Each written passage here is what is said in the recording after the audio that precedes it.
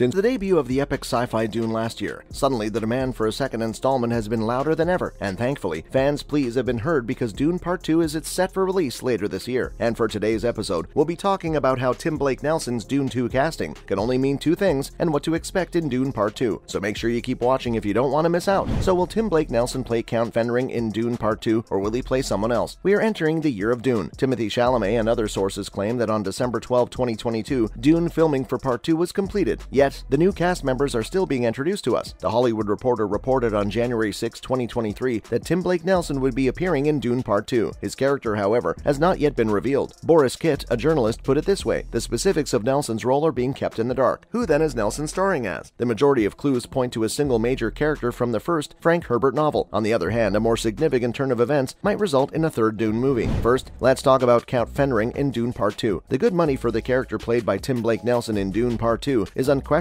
Count Hajmir Fenring, the husband of Lady Margot Fenring, played by Léa Seydoux, and childhood friend of Christopher Walken's Emperor Shaddam IV. Count Fenring is the only person who hasn't been cast in any of the remaining largish roles from the first book. Additionally, considering that Seydoux and Walken will each make their Dune debuts as Lady Margot and Shaddam IV, it would be odd if the film also did not feature Count Fenring. But even though Lady Margot and Count Fenring are mentioned early on, they do not actually appear in a present until the book's final third. Fenning and Margot are watching a gladiatorial fight featuring Fade Rotha on Giedi Prime in the royal court of Baron Harkonnen on page 521 of the Kindle version. Relevantly, even though the Harkonnens have conspired with the Emperor to betray House Atreides, the Fenrings are loyal to the Emperor and not necessarily on their side. The book's main plot point is when Count Fenring tells the Baron straight up that the Emperor is mad about how the Harkonnens got back Arrakis. This is extremely significant because of the subtle shift in the story's overall direction caused by Fenring's warnings to the Baron. Not only do Paul and the Freemen need to defeat the Harkonnens, but they also need to remove the Emperor from his position. That change makes no sense without Lady Margot and Count Fenring. We also may experience flashbacks in Dune if Tim Blake Nelson plays Count Fenring second part. He and Lady Margot lived in Arrakis before the story began, and he was the Emperor's childhood friend. He also helped the Emperor rise to power. Since we already talked about Count Fenring in Part 2, we might as well address Scytale in the upcoming installment as well. There is a remote possibility that Tim Blake Nelson will play Scytale, a character from Dune Messiah, if he does not portray Count Fenring. Scytale is a part of the plot against Paul and his family in Messiah, which includes a resurrected Ghola, or clone of Duncan, Idaho. Scytale is a member of the Bene Tleilax, masters of bringing people back to life, and a face dancer. Dune's introduction of Scytale in Part 2 may suggest that the planned trilogy, 2 movies about the first book and 1 about Messiah, might come to pass. It seems possible that this could be teased in Part 2 because the return of Duncan, Idaho in the form of a Ghola hate is so important to Messiah and also to the rest of the original book series. Many times, Denis Villeneuve has stated that he wants to make a trilogy of films. Duncan, Idaho, played by Jason Momoa, will return in that case. Additionally, Scytale and the Bene Tleilax are required for that to take place. Is Tim Blake Nelson's role going to be made public before Dune? When does the sequel come out? Maybe, however, if it isn't, Scytale might be a better bet than the more obvious Count Fenring. And in other related news, here are some other things we could look forward to in Dune Part 2. Of course, the movie will have a 2-year time jump. It makes sense that the story would jump ahead a few years because it gives Paul, played by Timothée Chalamet, and Jessica, played by Rebecca Ferguson, enough time to adjust to their new lives among the Freemen. As Paul matures into his role as Freeman leader, it also enables him to better manage his precognitive abilities. It makes sense that the filmmakers will decide to keep the book's timeline because Part 2 will be released in 2 years. Also in Dune Part 2, we'll also get to see the new mental of the Baron. You'll probably still haven't figured out what happened to Stephen McKinley Henderson's Thufir Hawat, who plays Leto's computer man. He made it through the Harkonnen invasion of Arrakis, which will make you happy. However, in the book, his previous mentat, Piter de Vries, was killed by Duke Leto's poison gas, so he was forced to serve Stellan Skarsgård's Baron as his new mentat. Fortunately, he worked inside the Harkonnens to undermine them. Another thing to look forward to in this sequel is a return of Gurney Halleck. You might also be curious about the fate of Gurney Halleck, played by Josh Brolin. He also survived the Arrakis invasion, so don't worry. He stormed into battle against the Harkonnens when we last saw him, but the movie left his fate a mystery. During the 2-year time jump in the book, he takes the Han Solo path and becomes a smuggler before reuniting with Paul and Jessica. Next, we'll also get to see Paul adapting a new name this time around. Throughout the entirety of Part 1, a small desert mouse on Arrakis was frequently depicted, but this is not a minor detail. As he fully integrates into Freeman society, Paul will eventually change his name. Paul decides to name himself after the desert mouse, Muad'Dib, when keeping his first name. Although the mouse's sage and tenacious nature on the planet Arrakis makes it an appropriate moniker for the Freeman Messiah, it may appear to be an odd choice for Paul. In the next movie, we'll also be introduced to one of the Baron's other nephew. Dave Bautista has already been shown to the audience as Glossu Beast Rabban, the Baron's terrifying nephew. However, the Baron has a second nephew waiting behind closed doors. Harkonnen, Feyd-Rautha, the Baron, intends to have his younger nephew succeed Rabban as Arrakis' ruler, hoping to win over the populace and replace Rabban's rigid leadership style. Even in a battle that will decide the fate of the universe, Feyd will be Paul's last opponent. And speaking of Rabban, Dune Part 2 will also depict this character's death. Regarding Rabban, some of you might have expected more from the villainous character played by Dave Bautista. However, you should be aware that Rabban dies brutally and appropriately in the book. Rabban is decapitated by the Freemen and the Arrakeen people that he oppressed for so long after Paul and the Freemen reclaim Arrakis from the Harkonnens, which is pretty brutal. There's more to look forward to in the next film, especially about Paul, like how he rides a sandstorm and the developing romance he has with Chani. Paul will eventually learn to ride a sandworm, like one of them, on his way to leading the Freemen. After Part 1, we only got a brief glimpse of a Freeman riding one of these enormous beasts, but this is definitely a precursor to Paul riding one, much like Daenerys Targaryen flies on one of her dragons. In addition, we had visions of Paul and Zendaya's Chani becoming a romantic couple in the first film, and the second movie should see that happen. In the book, Chani gives birth to Paul's son, Leto II, who unfortunately dies when the Baron attacks a Freeman outpost. Next, the series will also include the birth of Paul's sister. Additionally, Paul anticipated his mother Jessica becoming pregnant with a second child, who would later play a significant role in the narrative. Aaliyah, Paul's sister, is given the powers of her mother in the book after she drinks the water of life. Aaliyah is a remarkable character in the Dune universe because at the age of 2, she can think and talk like an adult. And finally, we'll also get to see the fall of the Baron. Even though Baron Harkonnen escaped death in Part 1, the sequel guarantees that he will meet it. In the book, the Baron was killed by Paul's sister, his own granddaughter, Aaliyah, after all the terrible things he did to Paul and his family. However, Feyd-Rautha, his nephew, will be able to take over as king if he dies, making him the story's final antagonist. Now, there are a lot of things to look forward to in Part 2 about Paul, especially now that his prescience is growing. Paul can see into the future because he is a Kwisatz Haderach. In the first part, we saw a lot of these visions. After being exposed to the spice on Arrakis, his visions only get stronger, but he wants to make them stronger still. Paul drinks the water of life to increase his powers after failing to anticipate an attempt on his mother's life. However, because the substance is harmful to males, he goes into a coma for several weeks before regaining consciousness and realizing his full potential. Aside from all this, the Emperor will finally join the fight in Part 2. Even though Emperor Shaddam IV gave the Baron his army of Sardaukar to invade Arrakis, he's still tried to hide his involvement. However, in the book, he and the Baron sent fleets to Arrakis to try to put an end to the Freeman rebellion. The Freemen, the Harkonnens, and the Emperor's forces will undoubtedly engage in a titanic conflict that is reminiscent of the Lord of the Rings. And speaking of Emperor, we'll also get to see Paul as the new Emperor in Part 2. After defeating the Harkonnens and going up against Emperor Shaddam IV in Herbert's novel, Paul convinces him to give up his throne in exchange for the hand in marriage of his daughter, Princess Irulan. In the first part, Paul says that this can put an end to Shaddam's rule over the universe and keep the great houses from fighting. And that's pretty much everything we know about Dune Part 2. Are you excited to see the sequel? Tell us what you're most excited about in the comment section below. Thanks for watching today's video, and before you go, don't forget to leave a like and subscribe to our channel with the notification bell for more videos like these. See you next episode.